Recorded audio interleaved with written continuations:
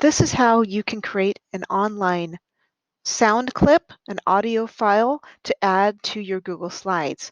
I went to https online-voice-recorder.com, and then I can start recording my audio file here. It says click the button to start recording. You can make your audio file there. You can also download your Screencastify videos as audio as well. When I've saved my voice recording, it downloaded right down here. So then what I will do is I will go into my drive and upload that voice recording to my Google Drive. I'm going over to Drive where I will upload that voice recording. I will click on New,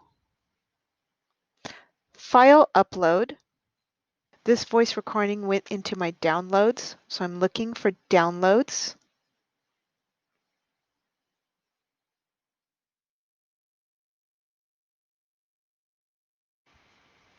And it says record online voice recorder. That was, and it made it an MP3 file.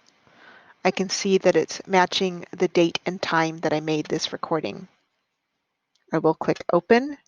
Down here on the bottom right, it should tell me that it's uploading that file. There it is, one upload. Now I will go into my Google Slides and I will add an audio file.